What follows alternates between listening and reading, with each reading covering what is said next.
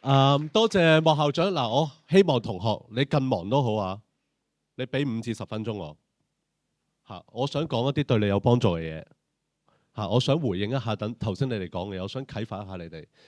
請你集中，你唔集中我，你會後悔啊。係啦，咁啊，多謝莫校長，因為咧，我今日嚟咧，其實真係抽咗3個鐘頭嚟聽大家講嘢。即係香港啲大企業想約我半個鐘，我未必約到我。但我嚟聽大家講3個鐘，原因係咩呢？因為我好上心青年發展嘅，因為青年唔成長呢，香港唔會好，國家都唔會好，一個家庭都唔會好。係嘛？所以青年咧，我哋一定要俾心機去培養佢哋，發展佢哋，聽下你哋，俾信心你哋。好啦，咁喺回答頭先莫校長嗰個問題，即係或者其實有同學嘅問題之前呢，我都簡單同大家講下，其實我係屋邨長大嘅。頭先有人係讀可藝啊嘛，我係屯門仔嚟嘅，我係屋邨長大。但係咧，我本科喺香港大學咧就讀文學，中英文文學翻譯嘅。咁然後我喺英國倫敦就係讀法律嘅，咁啊去咗英國牛津大學就讀外交嘅中美關係嘅，咁啊清華大學讀博士係讀社會學嘅，咁啊但係講咁多呢啲係咩呢？因為我只係想講人生呢係個學習係唔需要停，但係呢要按住自己嘅興趣走，唔一定讀嗰樣嘢就做嗰樣嘢嘅，係啦。咁喺內地呢，其實我喺上海生活過2年。但係都好耐之前啦，09至11年，所以我點解今日特別嚟呢？其實亦都係想聽下你哋覺得今日嘅上海同我以前喺嗰度生活、工作、住嗰2年係有咩分別？咁啊喺杭州，我舊年都去過，因為工作原因。咁以往亦都去過啦，即係去旅行啊咁樣。咁所以想同大家講一講呢，就係其實我都周圍去啊。我喺上海生活咗2年，我喺英國牛津住咗2年。我喺惠州住咗半年，我喺山東濟南住咗3個月。我而家係深圳市嘅政府官員，但我係香港人，亦都係第一個香港人喺內地嘅政府做。係啦，咁我其實去咗深圳做嘢咧，都係17個月。即係17個月前，我係一張白紙，一個香港人去咗深圳去做嘢。而喺前海呢，係習近平主席親自謀劃、親自部署、親自指揮，為咗香港而建設嘅國家戰略平台。所以咁講好有趣，就係我每日喺前海嘅工作呢，就係為香港嘅下一步發展做打算。但好多朋友問我，點解你要喺深圳為香港嘅下一步發展做打算呢？係啦，咁今日我就唔展開呢度講，但係呢，我想講俾大家聽呢，其實呢個旅程呢，我有幾個體會呢，聽完你哋講呢，好想同你哋分享嘅。其實人生嘅學習呢，有好多方法，有啲人呢係睇書，有啲人係去旅行，有啲人係向老師、向長輩學習，有啲人就同 AI 對話學習。其實學習真係好緊要。第一個我想帶俾大家呢，就係懂得發問比懂得回答重要得多。譬如我而家問你，你去過杭州，杭州 GDP 幾多啊？26,000億，26,000億。香港幾多啊？如果人民幣29,000億，港幣3萬億。上海幾多啊？56,000億。深圳幾多啊？38,000億。你睇下 AI 係咪我而家講嘅嘢？係啦，呢啲有咩咁大不了啫？我識答呢啲。但係問題好緊要。頭先我最欣賞係啲同學帶住問題上路。因為我而家嘅工作本身咧，係日日都問問題嘅。點樣令到深圳強大，香港又更強大？深圳點樣幫香港解決香港嘅醫療問題？我喺香港睇一個病要排18個月嘅，點解我唔去深圳一睇2個月就唔使要即刻睇到啦？咁點解喺香港等18個月，點解唔去深圳睇病啊？嗱，我要思考好多問題呢，唔係你讀書呢，就有一個絕對答案，揸住個絕對答案就繼續行嘅一個人生。人生呢係帶住問題上路嘅。所以呢，頭先呢答案唔重要，最重要係問，成日問，係啦。咁點樣問呢？嗱，層次有3種啦。第一種層次呢係自我嘅，即係譬如你去到杭州，你話我有冇自己有啲咩唔舒服啊咁樣？呢個係一個層次自己啊嘛，或者同人之間、團隊之間。所以你分享嘅時候呢，有啲人就係頭先講嗰啲㗎。我食啲嘢好唔好食啊？我係咪個人準時咗啊？嗱，呢個係英文叫 personal level， 個人嘅啫。好啦，第二個層次咧就係開始觀察一啲組織啦，即係譬如你去到個公司裏邊觀察下間公司，點解呢啲公司啲人做呢咁嘅嘢嘅？點解啲人咁樣翻工嘅咁樣？再大啲、宏大啲咧，就係成個國家嘅問題啦。哇！成個杭州、成個上海嘅問題，同香港好宏大嘅。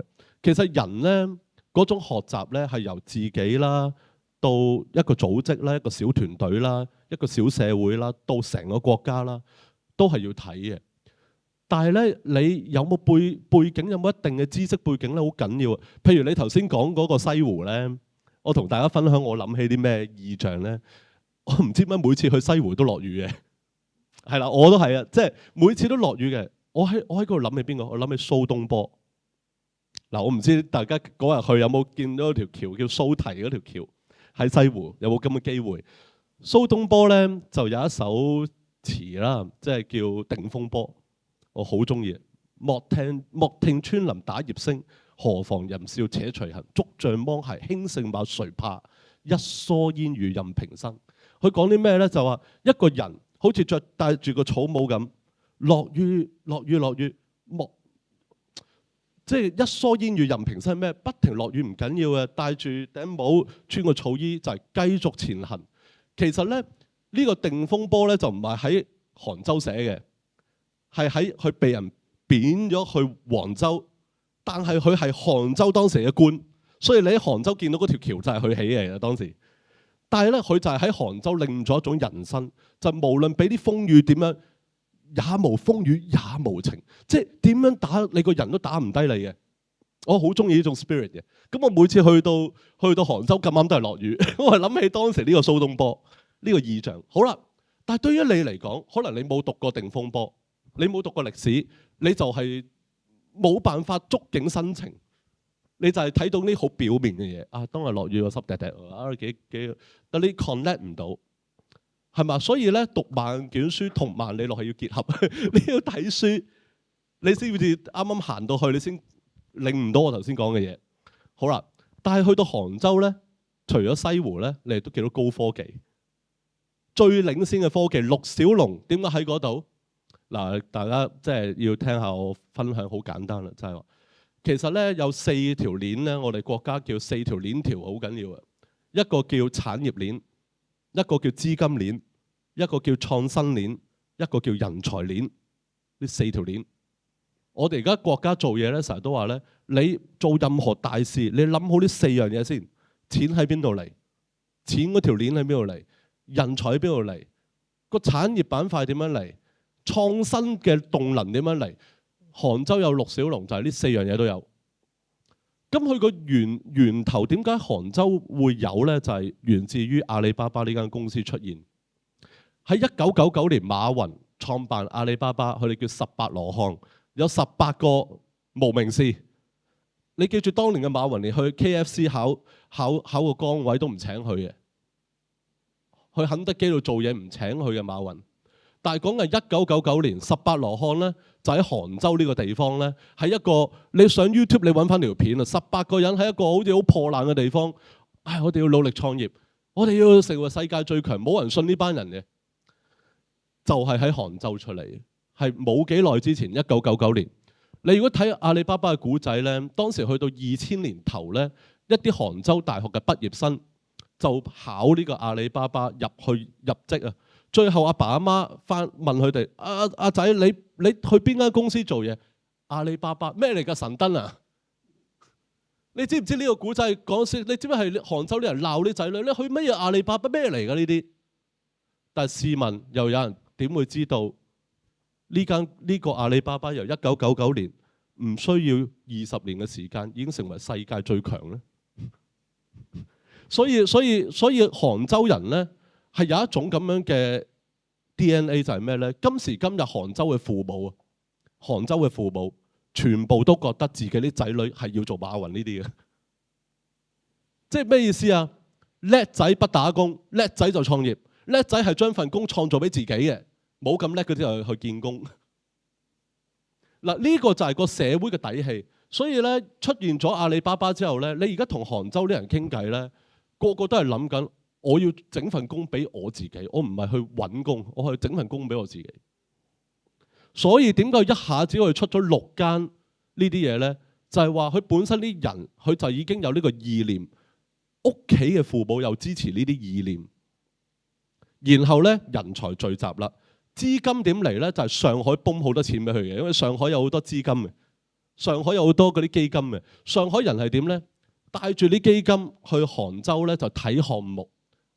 呢個黃色衫呢個間公司幾好喎，我俾2億俾你啊，我俾2億俾你，我投資俾你。係啦，上海係幫咗杭州好多，因為佢嗰個國際金融中心嚟噶嘛，上海都係。所以資金鏈好緊要，你更有高嘅理念，冇人肯投資俾你，冇人肯俾錢你係冇辦法嘅。所以其實喺杭州咧，你同啲年青人講嘢咧，喺大學時代已經講啦，我係冇錢㗎。但係因為我個意念好，實有人俾錢我做生意，點解我要錢啊？就係咁樣嘅一個境界嚟噶嘛。好啦，咁創新就係因為啲大學咧全部都講創新嘅，即係杭州啊等等，咁變咗你浙江大學啊等等，咁你見到大學佢哋講創新又有創新啦，人才又有啦，資金又有啦，產業咧更加好完整啦，產業咩都做得啦，所以就出咗呢個陸小龍啦。咁我哋深圳咧係好大嘅一個 alarm 嚟嘅，即係因為我哋喺前海做係全國最創新嘅地方之一嚟嘅前海。咁我哋前海就會自己批評自己啦，就係點解人哋有陸小龍，我哋深圳冇呢？係啦，香港咧記住唔好齋去睇，即係我成日同香港啲朋友講，睇完之後你唔好即係覺得話咩？如果你真係有心，香港都有呢啲嘢，就徹底改變自己啦。即係唔好期望係個政府變或者個公司變，一定係從自己變，就係從你今日聽完呢個你自己開始改變。我好肯定呢一個班嗱，在座有啲人可能冇聽緊我講噶嘛，係啦。如果呢度有5個人聽，離開呢間房，呢5個人開始改變，路就出嚟啦，路就出嚟啦。但係如果你翻去，你照翻去，你做翻自己嘅啫。你離開今日，你翻去做翻一模一樣嘅嘢。呢個亦都係你嘅人生，係啦，所以我成日同香港人講呢，就係話你去旅行去學呢，有一啲嘢刺激到你呢，就問一問自己，你中唔中意嗰樣嘢？譬如如果你係中意科技嘅，我相信你唔好就係淨係呢次去杭州，你之後再揾第二啲機遇去上海啊咁樣。但係你睇完呢啲嘢呢，唔啱你，你中意文化嘅，你就諗多啲田子坊嗰啲文化呢啲文創係咪我想做嘅呢？咁樣總有樣嘢啱你啊！唔會話你成個世界冇一樣嘢根本同你完全冇可能係咁樣㗎。譬如你中意做遊戲啊，你知唔知全國或者全世界遊戲最強嘅地方嘅總部喺邊咯？我話俾你聽，就係前海，因為騰訊嘅遊戲總部係放喺前海嘅。你跟我一齊返前海，你就見到全中國全世界最叻做遊戲嘅人，係啦，就喺你香港1個鐘頭㗎啦，係啦，所以咧我覺得咧，青法聯呢度係一個好好嘅，因為我哋全部人都係義工，我係攞義務去，因為對青年有熱情去同大家分享。咁所以呢一個係一個啟發。咁去到上海呢，我喺上海住咗2年。其實上海你今次睇呢都係睇啲咁多，但係我好中意嗰個同學講呢，去到外灘嗰種反思。我又同你講下景象啦。我去到外灘呢，諗起啲咩？頭先講西湖講，我諗起蘇東坡。去到外灘呢，我就係諗起喺民國後期，即係1920年代、30年代。當然我未出世啦，但我睇好多歷史書，睇好多歷史片。我哋啲中國人想離開上海去上船，去國內第啲地方，我哋係俾啲外國人追擊嘅。又或者我哋上唔到隻船，因為外國人唔俾我哋上船。因為去上海呢，有啲地方叫法租界，有啲地方叫英國租界。曾經有一幕係咩呢？就係我哋國家即係新中國成立，毛澤東主席大家知啦。毛主席去到上海，去到法租界嗰度呢，就見到好多法國人湧去一個地方入場。其實班法國人就入去開 party。咁有啲法國人就見到個中國人，嗰個就係毛澤東啦，就同佢講：你行開，呢個地方唔係你嘅。個地方係我哋嘅。咁毛澤東就俾佢哋拱開咗，就係話：喂，點解我中國人？點解我喺上海唔係我？點解係你啊？法國人話呢個地方係我，呢個就係上海。所以你去到上海法租界咧，你見到啲梧桐樹保留晒嗰啲咧，其實當時嗰啲地方咧保留咗，但係你要問，我好中意同學頭先講，你要問，你唔好去到就係話，咁靚嘅，咁西洋嘅，點解咧？外灘點解咁咧？你知唔知外灘嗰度上船嗰啲位置死咗幾多人啊？好啦，所以呢啲咧就係話，我哋咧唔需要一個旅程知道晒所有嘢嘅。人生咧每個階段咧，頭先亦都有主持人 Christy 啊，你話每個階段都唔同嘅人，我真係覺得係。我10幾歲嗰時去旅行，我唔會講到我頭先嗰啲嘢。但係你發現咧，你今日聽完我咁講咧，你只要有興趣咧，你就會發掘咗好多。呢個旅程只係俾一個點你啫嘛，西湖就係一個點。我講蘇東坡，但係亦都有其他文學作家，譬如你睇《清明上河圖》，佢其實個地方係咩嚟㗎？你覺得好震撼？汴京啊嘛，當時嘅係啊，係嘛？即係當時嘅一個盛世，北宋嘅時候嘅盛世係嘛？你可以研究頭先我講啲唐宋古文八大家，就係呢啲時代啊，係啦，就係你哋睇緊呢啲《清明上河圖》啦。但係你亦都可以研究就係話，原來科技加文化 tech 係令到文化咁好睇嘅喎，咁樣嚇。咁所以同大家一個祝願啦，就係話帶住問題去行自己嘅人生。同埋多做調查研究，你信我，只要帶住問題同埋調查研究，你人生係無往而不利。記住唔好死讀書，亦都唔好死背書。要有熱情，揀自己興趣，揀咗自己嘅興趣，集中嗰一點去出發，唔好仙女散花咁。即係如果你真係中意文化嘅，就揾嗰個點就去鑽研佢；你中意科技嘅，就去鑽研佢。但係最不幸係咩呢？你全部仙女散花，冇樣嘢叻嘅，然後冇樣嘢真係有調查研究去諗清諗楚，結果就亂咁行，人生亂咁行啦，亂咁駕駛啦。其實咧亂咁駕駛一定唔好嘅，但係咧喺個過程裏邊咧探索，亦都可以亂咁駕駛。但係記住，人生係要 manage， 人生係要自己行。香港要自己行，國家要自己行。其實搞科技搞咁多，就係因為國家想自立自強，國家唔想係所有嘢都要挨美國比，所有嘢都要乞求人哋比，係自己都識做，所以我哋先搞咁多科技。係啊，我每日開會啊，即係我哋前海搞科技咧，領導都同我哋講話，我哋搞咁多科技就係因為我唔想中國人靠人哋，靠人哋會點啊？靠人哋就會打到俾人，好似中東咁俾人打到飛起㗎啦。即係點解世界咁紛亂，我哋咁安定呢？大家有冇諗呢啲問題呢？即係作為一個香港人，即係點解我哋仲可以咁安定地喺度做我自己想做嘅嘢，但係你中東啲人咁驚呢？點解俾人打嗰啲冇得反擊呢？就因為太弱啦，弱國無外交啊嘛，弱到上海咪俾人瓜分咗咯？呢個叫法租界，呢個英租界。今日有冇可能？冇可能。中國強大起嚟啦嘛，係啦。咁所以同大家分享呢，就係上海亦都有呢種味道。一種頭先同學帶俾我嘅啟發就係去到外灘你點諗呢？係咪純粹好靚就完呢？就句號呢？杭州亦都係一個 mix and match， 有最古老嘅文化，亦都有最現代嘅科技，一種咁樣嘅嘢。香港又如何呢？面對呢啲香港又如何呢？係嘛？即係香港當然人均 GDP 好高啦，但係我頭先已經講啦，香港3萬億，深圳38000億。杭州26000億，上海56000億，咁你知香港擺喺邊啦？係咪？